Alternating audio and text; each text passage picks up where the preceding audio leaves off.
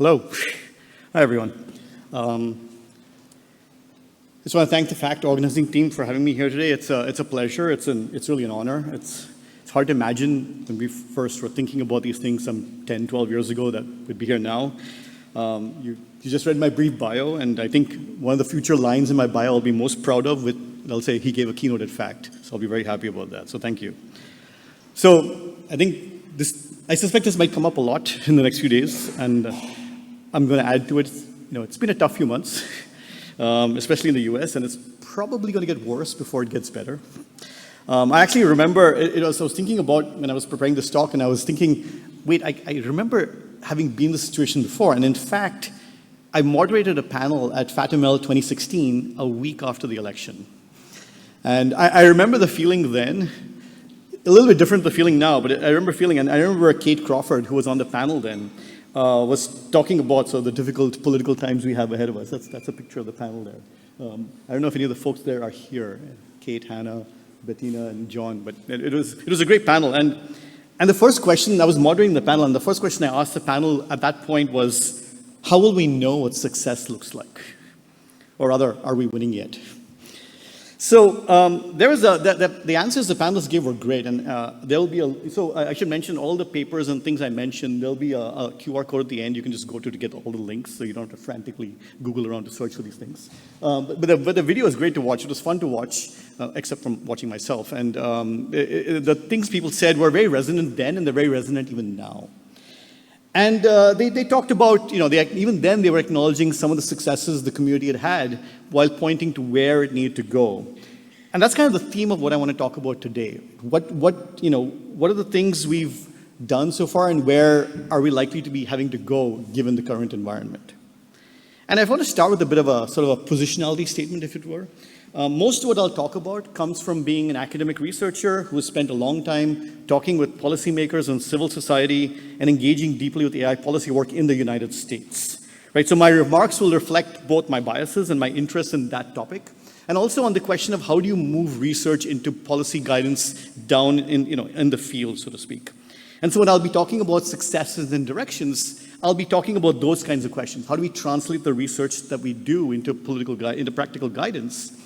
And how can we do the research that's needed to answer questions that policymakers don't even know they're asking, right? So that is definitely not by any means will cover this vast scope of topics that FAccT and other conferences and the whole community covers. But I just want to say that's what I'm going to be focusing on for the purpose of this talk. And it was a little disheartening, I think, when on November, whenever, 2024, I did feel for a brief moment like everything that at least me personally, I had worked on for the past 10 odd years was about to be burnt up in smoke. It didn't, it wasn't true, but it did feel like that for a moment. So I think it's helpful, to just review all the things that have happened, that we've done, that we can be proud of while we look forward. So to quote my 2016 self from the panel, quoting David Robinson, the first FATML workshop consisted of 10 people huddled shivering in a room in Montreal in 2014. I also remember 2 people from Google who sat in the back and didn't open their mouth one time, like they were just watching. Sorry, Google folks. So, but if you look at the program, it was an extensive program, a short program. Most of the topics here are still, they're very relevant topics. They cover all the things that we expect to see from FACT now, right? Technical approaches, socio-technical analysis, legal analysis, governance discussions, all the kinds of things we would see. And over the years, from these workshops to the conference and the name change, and then all the other conferences that have sort of sprung up in line as well, we've developed a really extensive body of work on why, how, and what we should be governing with automated decision systems, if we want to use them at all. And that's also a question. And all this work, together with dogged reporting from journalists on each new incidence of harm by algorithm, and relentless pressure from advocates in civil society and outside, did have an effect. The AI Act drafting started in 2021, and the US, the Biden administration around the same time, started to build out an AI policy to put people's rights front and center. This, of course, led to the creation of the AI Bill of Rights that Sorel, Friedler, myself, and so many others worked on within OSTP. In parallel, there was this development of the NIST AI risk management framework that folks like River Schwartz and others, were developing, at the same time. And one of the distinctive features of the AI Bill of Rights, and why it's 70 pages long instead of 5, which we got this question many times. Why is it 70 pages long? Was that we were tasked not just with coming up with principles or rights that we think people should have in an algorithmically driven world, but we wanted to come up with concrete measures that could be taken to ensure that automated decision systems were safe and effective, did not discriminate. You protected our data, were transparent, and handed off gracefully, to people when they failed, which they would. And I know, Searle and I would say this over and over again. We were the computer scientists in the White House. There were, I think, 3 of us, maybe two of us there, and we really wanted to make sure we were able to bring into what we did that knowledge of how this can actually work. It's not just hypothetical, and we did that by drawing on the extensive literature from places like FAccT and others. And there was, it was very pleasurable, frankly. I mean, I shouldn't admit this, but it was very fun to have these meetings with companies and people would come very seriously and tell us, no, this can't be done, it's too hard. And then one of us, in some form would say, we wrote the paper that says you can do that, so really, no, you can't. It was a lot of fun. And when it was really great to be able to point chapter and verse to what the community had done. That's important. Your work, all the work that FAccT has done has mattered. It has made a difference. It has made a difference in places where it should. Not just to build a community, which is incredibly important, but in all over the place when we talk to folks about this. People who otherwise who don't pay any attention to the academic work in this space. The principles themselves, were brief, and I mentioned.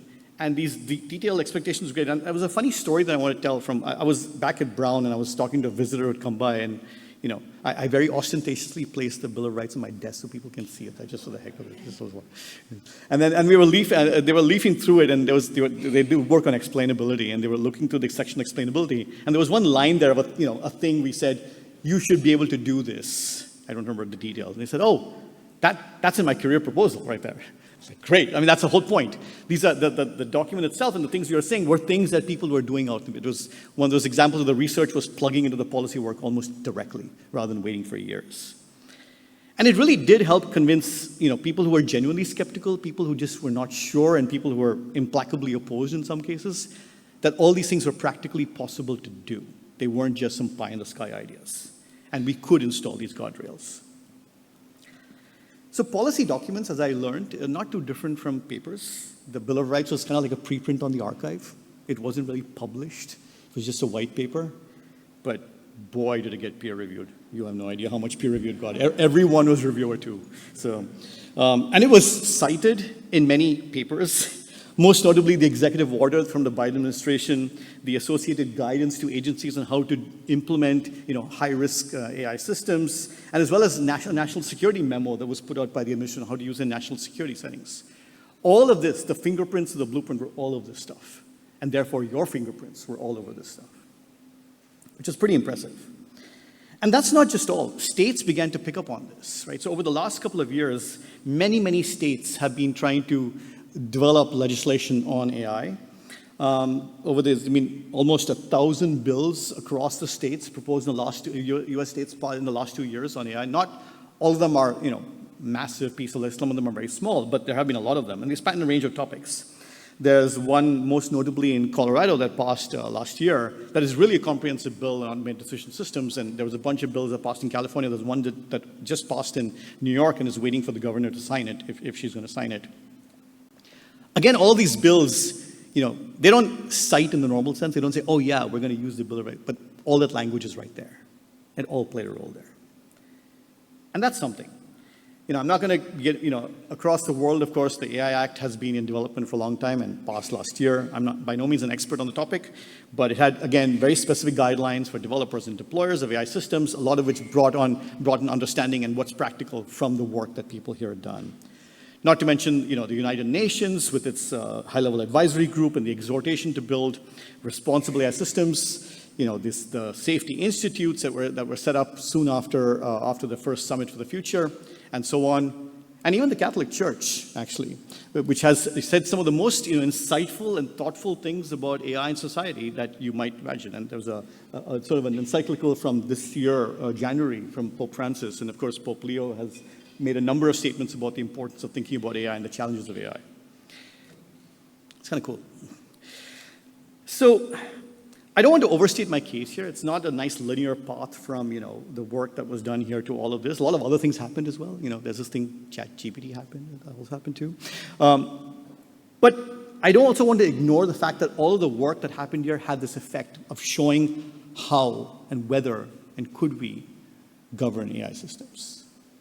And it's kind of fun because I was in a meeting in Rhode Island. I'm on this governor's task force for AI, and I was sitting in this meeting, and there was this person there on the task force who was explaining to me how it's important that we should detect, think about bias incurred in AI systems and how we should try to mitigate them. And he knows of all these techniques for mitigating bias in AI. And it was great to hear that because that you've had that the work that people are doing has had an effect when you hear it back told at you. By people who've heard it from other places as well. And that was great. So what worked? And I want to answer this question from the perspective of what made it easier to effect change on the ground with those who are either unaware or skeptical of these questions. Right? There are many ways to answer the question of what worked, and I'm answering a very specific version of that question. And what seems to have helped the most is an interplay of three things, what I'll call framing, measuring, and implementing. I was going to say solutions before, but I have this little ghost of Dana Boyd in my head who slaps me every time I say solutions, so I'm going to call them interventions. I don't know if you're listening to this, but So it's an interacting triangle, and all of these things work together and are important to make sure that we can actually start to think about change on the ground.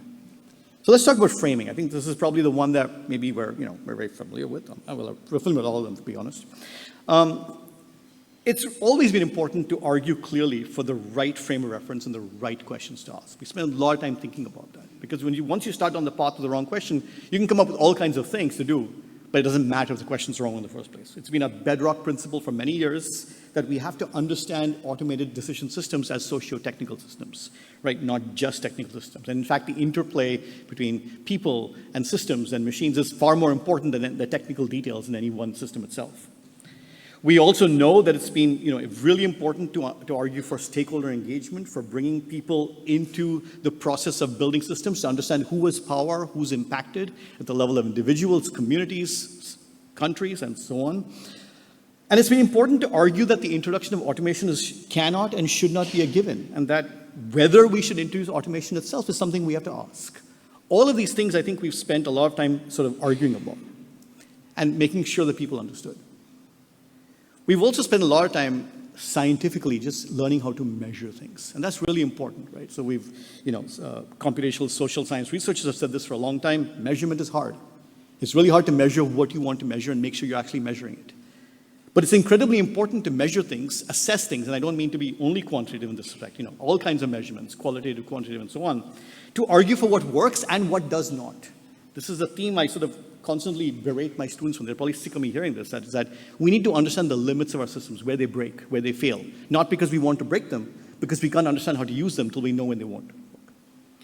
And so that having that ability to measure and assess has given us an ability sort of to make progress, right? Yes, our fairness measures are incomplete. Yeah, they don't capture everything, sure. But they give us a sense of what's going on, and that's really important. And it's a rigorous sense that helps us argue for the use of measures and other measures in different places. And we also have to build stuff. And again, this is something where sometimes this can get a little, again, I can be a little annoying sometimes when I'm in my own research group saying, we actually should be building things and doing things, not because all problems need to have a solution, or an intervention, but that sometimes building shows you what's possible. And as incomplete and as sort of bad as the implementation is, it gets you to the next step, and the next step, and the next step, and so on. Having actual implementations, things like Fairness 360, Fairla, and Google's What If, other frameworks like this, has helped to argue, again, that there are practical things we can do to mitigate, not remove, but mitigate bias and to sort of allow ourselves some clarity into how systems are working. Again, I said it also makes the big tech actors look silly when they say they can't do this, which is great. Again, sorry, tech folks. And the interplay between these things is very important. They're not just independent entities. Framing without concrete implementations or measurements can start to look like critique for the sake of critique. And critique is important. But it doesn't sometimes answer the question of, okay, I believe what you're telling me. What do I do now? Which is a question I got, I don't know, 50,000 times a day when we were sitting in government. That people weren't pushing back on the premise. They want to know what to do. Measurement without context or a frame can end up becoming benchmark or SOTA chasing, and we've seen that happen over and over again. And an implementation only really makes sense with a way of measuring effectiveness that's reliable and has constructability. So they all work together. I want you to keep this in mind as I continue on talking about where I see things going, where I'm interested in going. These three elements, and if you think about all the work that people are talking about here, in fact, I'm not saying you can cluster them into one of these things. There's a lot of interactions, but it does help to understand what you're trying to do. Are you trying to frame a problem? Are you trying to measure? And therefore, that suggests how you should go about it. So where do things stand in 2025? That's where it gets depressing a little bit. So most of the federal actions US federal actions on AI governance have been rolled back. Formally, informally, kind of, sort of, maybe, but definitely the executive order has been rolled back, and other things like it have been rolled back as well. There's an attempt, and I just heard last night, so there's been an attempt in Congress to essentially block any state-level legislation on AI for 10 years. It's called the moratorium. And there were some technical hurdles it was facing the Senate. One of those hurdles has just been cleared, unfortunately. And so we'll see what happens now. But if that passes, there will be no state ability for states. There's some details in this, but it'll be very, very difficult for states to pass any legislation on AI if this goes through. We've moved away from thinking about, AI governance and even AI safety to AI dominance, I think is the term, right, being sort of in vogue right now. This was when the vice president came to the Paris Action Summit last fall and said that we're not going to worry about AI safety anymore, after which the UK promptly changed the name of their institute to be AI security, like within 3 milliseconds of him saying that. And that's been a shift away. So it's more like innovation, 100%, full speed ahead. Don't worry about any sort of roadblocks. There, of course, is serious pressure on the funding infrastructure in the US. Folks in this room have been affected by this. It's not just overall funding infrastructure, specifically funding targeted at things that we all care about. DEI work on bias in AI, and so on, is being targeted by these cuts. And the regulators who were very active in the previous administration, doing a ton of work at the FTC, at the Equal Employment Opportunity Commission, at the Consumer Financial Protection Bureau, at the Department of Justice, looking to investigate and sort of sue companies who are building out systems that were discriminatory and biased in some way, are all backing off now, to the extent that they're doing anything still. So it's not great. There have been attempts now, even in Europe, to weaken the GDPR as well as the AI Act, apart from fear pressure from the US and being left behind in an AI arms race, something I'll talk about briefly in a minute. And other countries are beginning to ramp up their spending on AI infrastructure, again, in the belief that winning the AI race is the way you get to the next century. That's something that people actually say unironically. So what's next? And what does success continue to look like in this environment?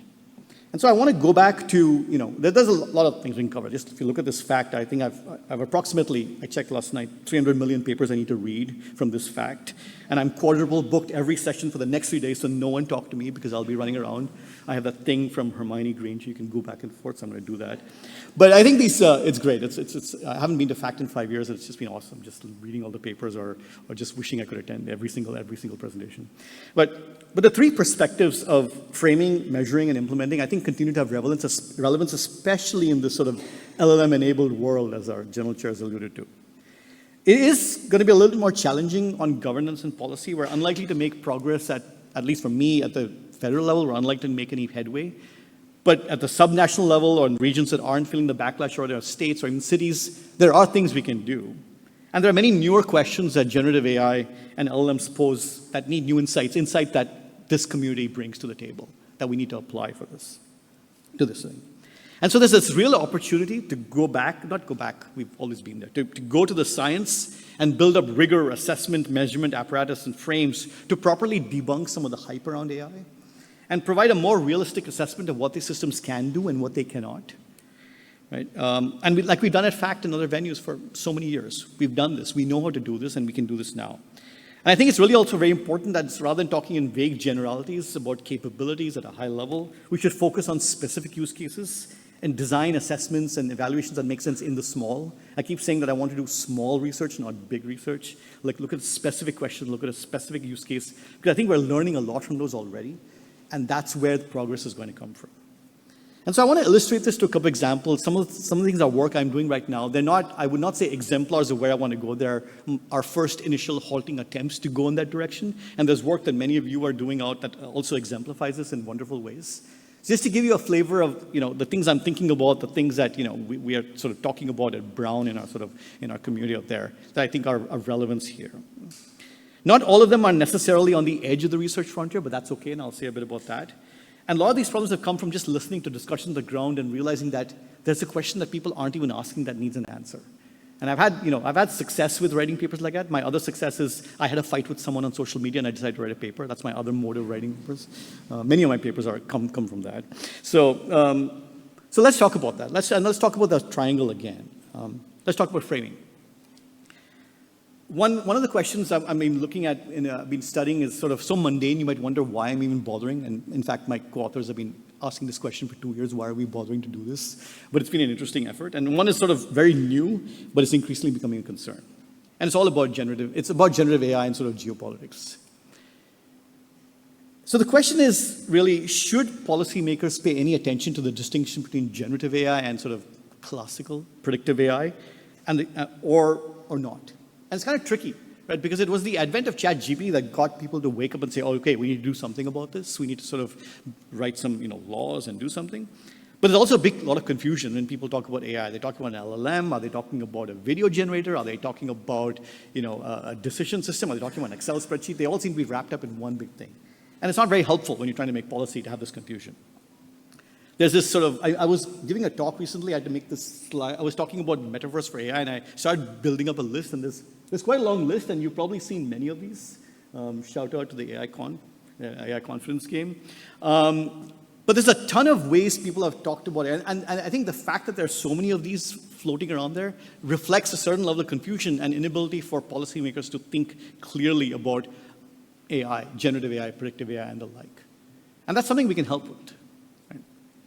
And so,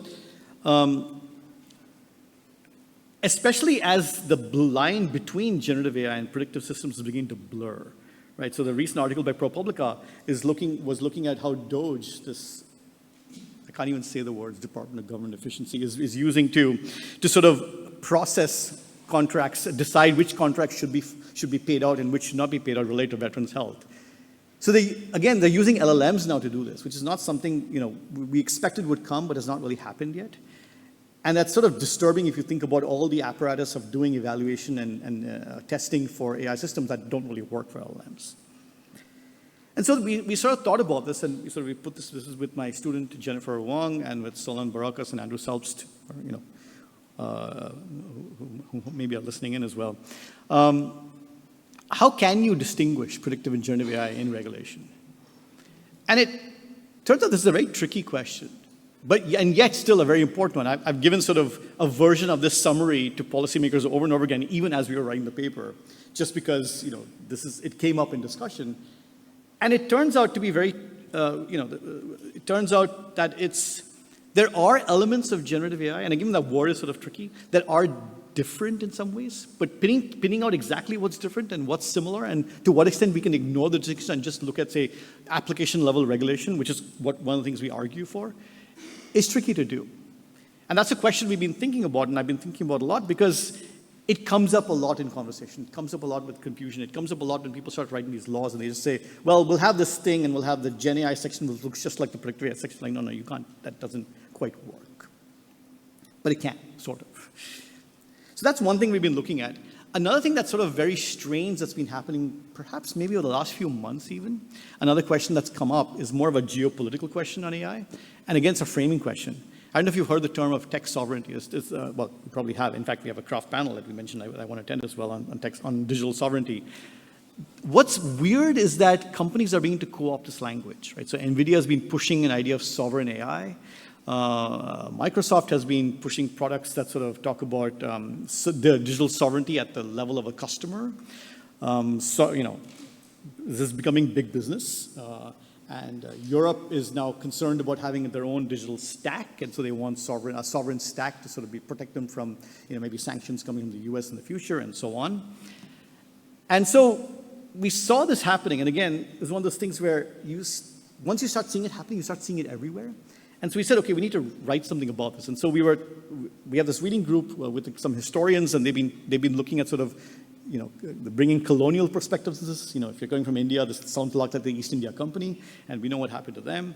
So we decided to write a paper on this. And we've been calling it somewhat cheekily sovereignty as a service, because that's exactly what these companies are offering.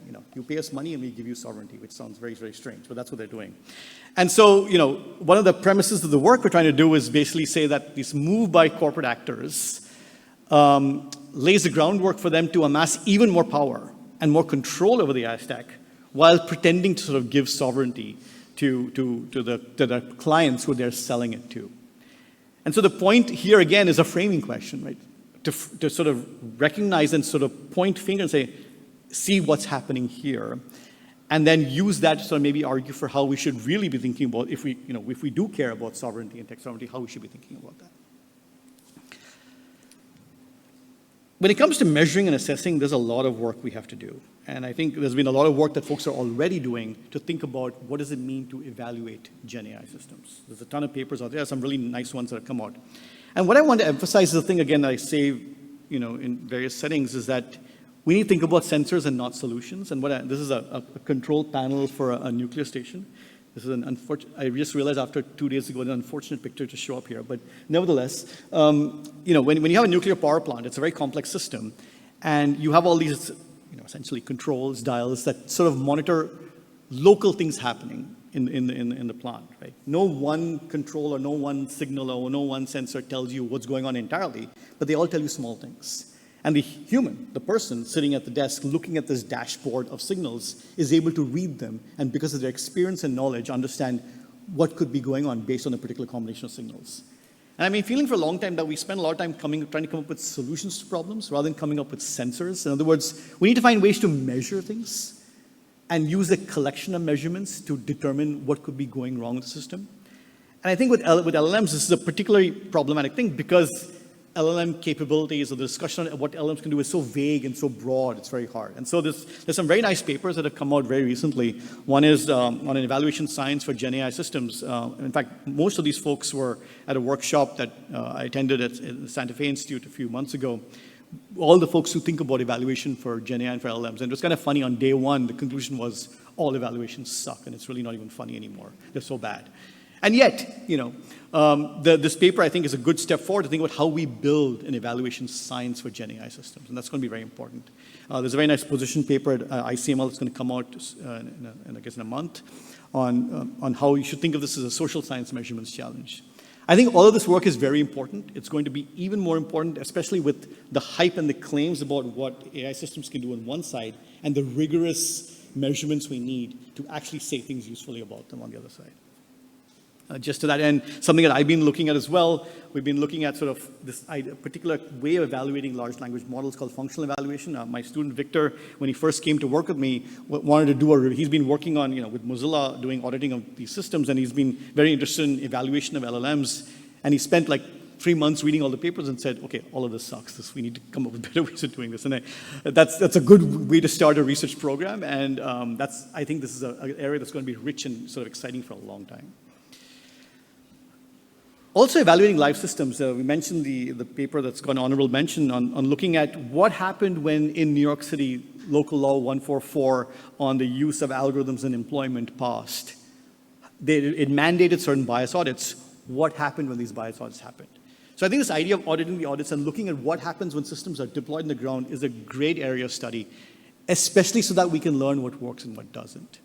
And to that end, another paper from the Tech Policy Press, from the MIT Tech Review that came out like a few weeks ago, is kind of a very humbling article about how Amsterdam tried to implement a system for deciding welfare benefits, and tried to be thoughtful about it, and tried to bring in the knowledge and the thinking from how to build fair systems, and it still failed. And I think it's a really good article to read to understand how difficult these systems are to build, and how often maybe we just shouldn't be doing them. So this evaluation of live systems, kind of a small problem, I think is very important here. Watching the watchers is going to be increasingly a important thing to do, especially in the US, where we are hearing more and more rumors about what Doge and other agencies might be doing with AI to screen and to make decisions about people's ability to access benefits, get funding, and so on. There was a federal court that just struck down NIH's directives that were basically denying funding to all kinds of critical research. And the reason, part of the reason why they were able to build this case and actually get the preliminary sort of hold on this was because of this website, Grant Watch, which was just collecting a ton of data on which grants had been sort of turned down. Because there's so much confusion about this right now, there isn't good information about what's going on. And so this idea of watching the watchers, collecting a lot of data, figuring out who's being affected in what way in different areas. At Brown, we ran a panel like a month ago with a bunch of folks from across campus talking about data loss and data pullback in their own fields, in public health, in working in population studies, and in data science, and in history. And this is one of those things where you really can get an interdisciplinary group together to think about these questions.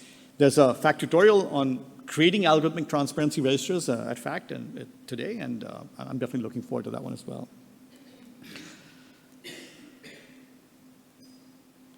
Okay, sorry. In the spirit of evaluation and measurement, it's important to evaluate proposals that are out there. At the center at Brown, we've been sort of building a framework to understand state AI legislation. Maybe in a month we won't have to because there won't be any more, we'll see. But at least for now, we've had this whole framework, building a scorecard, building an evaluation mechanism to understand all the different thousands of bills that are coming out on AI right now. There's a paper my student and collaborators just wrote on red teaming the AI Act and seeing ways in which companies might try to comply with the letter of the AI Act while still subverting the intent. And again, the point of writing this was to sort of say, here are what regulators should watch out for, sort of see signs of this happening to see if adjustments need to be made as this goes on.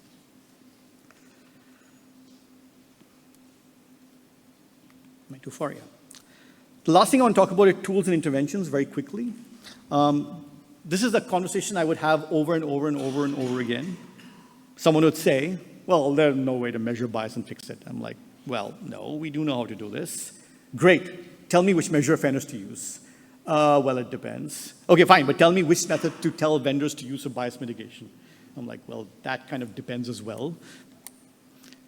And it was frustrating for me to be able to have to keep saying, well, it's complicated. Well, it depends. I mean, it is complicated. It does depend. But it helps to have tools that people can use to start with, to at least even sort of to reveal issues in the systems that people are using. And so a variety of things that we're playing with right now, and again, these are just ideas we're playing with right now, better tools for proxy estimation, going beyond BizG. You may not like BizG, and you may not, BizG is this tool for basically predicting demographic attributes when you don't collect the data. You may not like it, you may think we shouldn't do it, but courts are requiring companies to use this now, at least they were, for assessing their level of bias mitigation. Are there better ways to do it than we have right now? BizG is pretty old at this point. Better ways to regulate certain kinds of specific data, genetic data being one. I'm working with population scientists, people who do computational biology, thinking about some of the challenges with interpreting the kind of things you can interpret from genetic data. Can we bring in sort of frameworks for thinking about relational privacy and bring that into how we do regulation? And better ways to build end-to-end audits, especially for large language models. This is work with, again, Victor Ojole, my student, and Harini Suresh, who will be here, who's here somewhere, so I know. That's a lot, and I want to sort of end with one note. You may have seen that a lot of things I talk about are not necessarily research papers, and I did that deliberately because there are many ways to do impactful work. And I think I don't need to say this in this community. I think, in fact, folks understand this, but I have seen this happen over and over again, that the one-page policy brief from a paper spreads far more widely and gets much more traction and gets much more people paying attention than the paper ever did. Right? Knowing the audience and trying to target the work you're doing for an audience, not just writing the paper, putting it on and moving to the next one, can have a huge impact. And that's hard to know when you're thinking about, okay, how many papers do I need to write to get a job, to get a tenure, to get this. But it can make a huge difference if you can write the paper and figure out your audience that really needs to hear it and write something for them. This means also working with journalists, working with civil society, interacting with legislative representatives can be very, very impactful and rewarding if you're in the right place to do so, and working with community groups. This all matters, and it's important work to do, and I'm glad that FACT has always tried to celebrate, and to this day, celebrate this kind of work and not just only the academic work. To that end, we're running a tech and policy summer school. My colleague Serena Booth and our center program manager Meredith Mendola are running. We'll have students coming in, grad students coming in, learning about tech policy work, and then Serena's going to take them off to DC. She spent 2 years in the Senate, taking them to DC to meet people to talk about what it's like to actually do policy on the ground there. So these kinds of efforts are helpful to see the pathway from the research we do to impact. With that, I just want to conclude with sort of work. This is the kind of work we're doing at the Center for Tech Responsibility at Brown. We really want to, change perspectives on building tech. We want to bring all the FACT mojo back into Brown and train students to understand that. So they all come out thinking like FACT is the place. That's a goal anyway. And there's some actual word here, but that's a real goal. And so with that, I want to thank you for listening. Like I mentioned, the QR code for all the links for the papers I mentioned. And if you take nothing away from this talk, think about the triangle, and I'll be very happy. Thank you.